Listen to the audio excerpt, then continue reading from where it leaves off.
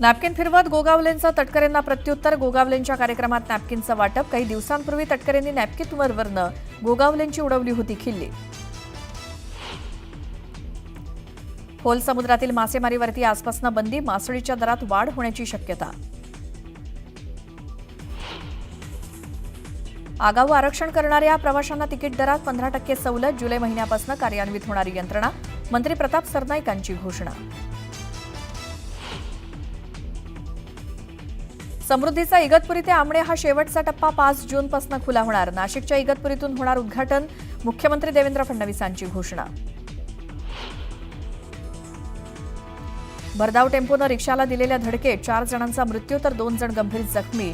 बीडच्या खामगाव पंढरपूर हायवेवरची घटना. 11वी ऑनलाईन प्रवेश प्रक्रियेला मोठा प्रतिसाद. 10 लाखांहून अधिक विद्यार्थ्यांची नोंदणी. शालेय शिक्षण विभागाची माहिती.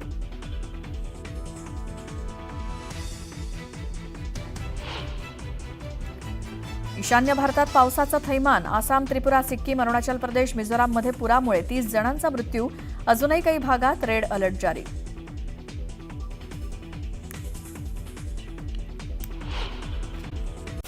एक महत्त्वाची बातमी. दरवर्षी पंढरपुरात साजऱ्या होणाऱ्या आषाढीच्या सोहळ्याकरता बुलडाणा जिल्ह्यातील शेगावच्या संत गजानन महाराजांची पालखी आज रवाना झाली. 700 वारकरी या पालखीमध्ये सहभागी झालेत. टाळ मृदुंगाच्या गजरामध्ये पुढचे 33 दिवस पायी प्रवास करून आषाढीच्या सोहळ्याला गजानन महाराजांची पालखी भेट देणार आहे. 5 दिवसांच्या मुक्कामात विविध कार्यक्रम वारकरी सहभागी होतील. सकाळी गजानन महाराजांची ही पालखी मोठ्या थाटामाटात पंढरपूरकडे मार्गस्थ झालेली आहे.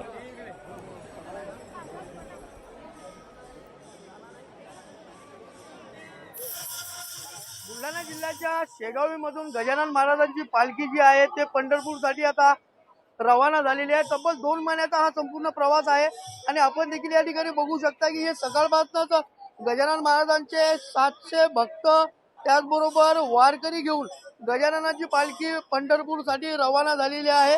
आषाढी एकादशी निमित्त पंढरपूरमध्ये होत असलेल्या मोठ्या सोहळ्यासाठी गजानन महाराजांची पालखी जी आहे ती रवाना झालेली आहे आणि या पंढरपूरला गजानन महाराजांच्या पालखीला अतिशय महत्त्वाचं स्थान त्या ठिकाणी दिले जाते. त्यासाठीच गजानन महाराजांची पालखी दरवर्षीप्रमाणे यावर्षी देखील आता गजानन महाराजांच्या भक्तांना घेऊन त्याचबरोबर वारकऱ्यांना घेऊन पंढरपूरसाठी रवाना झालेली आहे. हा संपूर्ण प्रवास जो आहे तो 2 महिन्याचा पायदळ असा प्रवास या ठिकाणी राहणार आहे. सकाळपासूनच या ठिकाणी भक्तांची मोठी गर्दी आपल्याला या ठिकाणी पाहायला मिळते. गजानन महाराजांची पालखी जात असल्याने पालखीच्या सोबतीलाही हजारो गजानन महाराजांचे भक्त जे आहेत ते या ठिकाणी आपल्याला पाहायला मिळतात. त्या निमित्ताने गजानन महाराजांच्या शेगावी नगरीमध्ये अक्षरशः जत्रेचं स्वरूप आलंय. दरवर्षीप्रमाणे या वर्षी देखील आता गजानन महाराजांची पालखी जी आहे ते पंढरपूरमध्ये आषाढी एकादशी निमित्त होणाऱ्या मोठ्या उत्सवामध्ये सहभागी होण्यासाठी आज रवाना झाली आहे.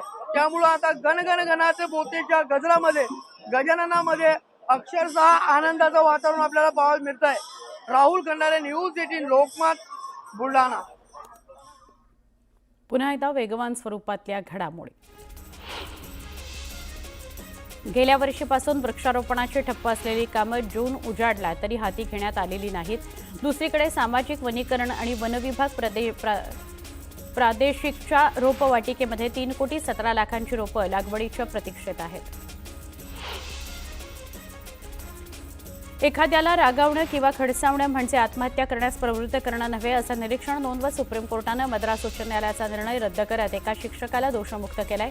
वसतिगृहातील एका विद्यार्थ्याच्या आत्महत्येप्रकरणी उच्च न्यायालयानं शाळा आणि वसतिगृहाचा प्रभारी असलेल्या एका शिक्षकाला दोषी ठरवलं होतं. विद्यार्थ्याला आत्महत्येला प्रवृत्त केल्याचा आरोप या शिक्षकावर होता. कराडमध्ये अर्ध्या एकरामध्ये लावलेलं टोमॅटोचं पीक अज्ञातानं उपटून टाकलंय. त्यामुळे शेतकऱ्याचं मोठ्या प्रमाणात नुकसान झालंय. मुरुड जंजिरा शहराच्या समुद्रकिनारी असलेल्या वाहनतळावर आता 4 चाकी छोट्या वाहनाकरता 50 रुपये तर मोठ्या वाहनाकरता 100 रुपये दर आकारण्यात येणार आहे. 3 तासांकरता ही रक्कम घेण्यात येणार आहे. नासाचं नेतृत्व करण्याकरता इलॉन मस्क यांचे सहकारी जेरेड इसाकमन यांचं नाव निश्चित करण्यात आलं होतं. मात्र ते काम मागे घेण्यात येत असल्याची माहिती ट्रम्प यांनी दिली आहे. त्यामुळे इलॉन मस्क यांना धक्का बसलाय.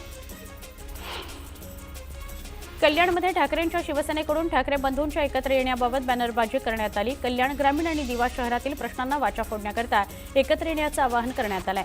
बॅनरवर ठाकरे बंधूंचा एकत्रित फोटो लावण्यात आल्यानं जोरदार चर्चांना उधाण आलेलं आहे। हगवणे कुटुंबानं जेसीबी खरेदीत बंदुकीचा धाक दाखवत 11 लाखांची फसवणूक केल्याचं उघड झालं होतं। दरम्यान पोलिसांनी हा जेसीबी जप्त केला असून उद्या लता हगवणे आणि शशांक हगवणे यांचा पिंपरी म्हाळुंजे हे पोलीस ताबा घेणार आहेत। वैष्णवी हगवणे हुंडाबळी प्रकरणानंतर समाजातील चुकीच्या प्रथांना आळा घालण्याकरता सकल मराठा समाजानं आक्रमक पाऊल उचललंय आणि आत्मपरीक्षण बैठक घेतलेली आहे। या बैठकीमध्ये विवाहाकरता एक आचारसंहिताच तयार करण्यात आली आहे। सुनांचा छळ करणाऱ्यांशी रोटीबेटीचे व्यवहार करणार नाही असा निर्धार करण्यात आला। निर्धारित कालावधी पूर्ण केलेल्या राज्यातील 249 पोलीस निरीक्षकांची बदली झालेली आहे। यात बुलढाण्यातील 7 पोलीस निरीक्षकांचा समावेश आहे, तर दुसरीकडे पोलीस निरीक्षक विश्व पानसरे यांची मुदती आधीच बदली करण्यात आली आहे। त्यामुळे त्यांनी कॅट न्यायालयामध्ये धाव घेतली आणि शासनाच्या आदेशावर स्थगिती मिळवली आहे। सोलापुरातील रे नगर आणि साने गृह प्रकल्पातील लाभार्थ्यांना 17 कोटींचा करमाफ करण्यात आलाय। कुंभारीच्या माळरानावर वसलेल्या रे नगर आणि मीनाताई साने गृह प्रकल्पातील लाभार्थ्यांना राज्य सरकारनं मोठा दिलासा दिला आहे। बीडच्या अंबेजोगाई इथल्या सेवानिवृत्त शिक्षिकेला मनी लॉन्ड्रिंग आणि अतिरेक्यांना फंडिंग केल्याचं सांगत चौकशीला सहकार्य करा असं म्हणत व्हॉट्सअॅप कॉलवरून तब्बल 83 लाख रुपये हडपल्याचा प्रकार अंबेजोगाईत घडलाय। विश्वास नांगरे पाटील यांचं नाव घेत भामट्यानं फसवणूक केली। कर्जतचे शिवसेनेचे आमदार महेंद्र थोरवे यांचा निकटवर्तीय अमर मिसाळला अखेर बेड्या ठोकण्यात आल्यात। उरणमधील सरकारी जमीन हडप करून परस्पर विकली असल्याप्रकरणी त्याच्यावर गुन्हा दाखल झाल्यानंतर तो 7 महिन्यांपासून फरार होता। भिवंडी शहरातील एका मोबाईल ॲक्सेसरीज विक्री करणाऱ्या व्यवसायाला 70 लाखांचं कर्ज मिळवून देतो असं सांगत त्याच्या नावे विविध कंपन्यांकडून तब्बल 6 कोटी रुपयांचं कर्ज घेतलंय। या 24 जणांच्या टोळीचा मुख्य सूत्रधाराला भिवंडी तालुका पोलिसांनी अखेर अटक केली आहे। पुण्यातल्या स्वच्छता पथकानं बुलडाणा जिल्ह्यातील 5 बस स्थानकांच्या स्वच्छतेची पाहणी केली। 4 जणांच्या पथकानं स्वच्छता तपासणी करून गुण दिले। दरम्यान एका वर्षात 3 वेळा बस स्थानकांची स्वच्छता पाहणी करण्यात येणार असल्याचं पथकानं सांगितलं। अरुणाचल प्रदेशातील अंजाव या जिल्ह्यामध्ये असलेल्या पुरामध्ये तरुण अडकला होता। वाहणारी नदी ओलांडताना लाटांचा सामना करून त्यानं स्वतःचा जीव धोक्यात घालून पूल ओलांडला। त्याची दृश्य आपण समोर बघू शकतो। सिक्कीममधील मंगन इथं नद्या वाहत असल्यानं नदीच्या जोरदार प्रवाहामुळे पुलाचं खूप मोठ्या प्रमाणात नुकसान झालं। पुलाची परिस्थिती पाहून प्रशासनानं पूल बंद करण्याचा निर्णय घेतला। मिझोराममधील लॉंगचलाई इथं मुसळधार पावसामुळे इमारत कोसळली। अपघातस्थळी मदत आणि बचाव कार्य सुरू आहे। आसाममधील लखीमपूरमध्ये पूरसदृश्य परिस्थिती निर्माण झाली आहे। आलेल्या पुरामुळे तिथल्या गावांचं रूपांतर बेटात झालं, त्यामुळे तिथल्या लोकांनी आपली घरं सोडायला त्यांना भाग पडलेला आहे। आसाममध्ये ब्रह्मपुत्रा नदी धोक्याच्या पातळी ओलांडताना दिसते। तिथल्या सखल भागात पाणी शिरलंय, जनजीवन विस्कळीत झालंय। ब्रह्मपुत्रा नदीच्या उग्र स्वरूपामुळे लोकांमध्ये भीती आहे। आसाममधील श्रीभूमीमध्ये पडणाऱ्या मुसळधार पावसामुळे रस्ते पाण्याखाली गेले। रस्त्यांवर पाणी साचल्यानं लोकांना घराबाहेर पडणं कठीण झालेलं होतं।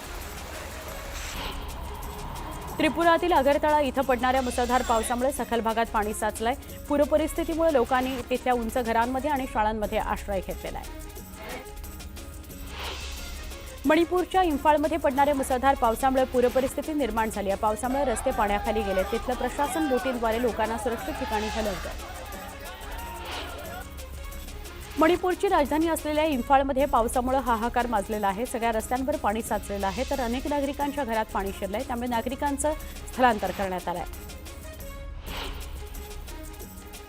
दिल्लीहून श्रीनगरला जाणारे इंडिगोचं विमान खराब झाल्यामुळे टर्ब्युलन्समध्ये ते अडकलं आहे। विमानाला जोरदार झटके बसू लागल्यामुळे प्रवाशांमध्ये भीती निर्माण झाली होती। पायलटनं श्रीनगरच्या एअर ट्रॅफिक कंट्रोलला माहिती दिली आणि विमानाचं आपत्कालीन लँडिंग करण्यात आलं। ज्यांनी ऑपरेशन सिंदूरवर सवाल उपस्थित केले त्यांना जनता 2034 मध्ये उत्तर देईल असं म्हणत गृहमंत्री अमित शहा यांनी पश्चिम बंगालच्या मुख्यमंत्री ममता बॅनर्जी यांच्यावर टीका केली। पंजाबमधील अमृतसरमध्ये बीएसएफनं 4 ड्रोन जप्त केले। या ड्रोनसोबत बीएसएफनं ड्रग्ज देखील जप्त केले। विशिष्ट गुप्तचर माहिती आणि नियमित देखरेखीच्या कर्तव्यांवर आधारित शोध मोहिमेदरम्यान हे ड्रोन जप्त करण्यात आले।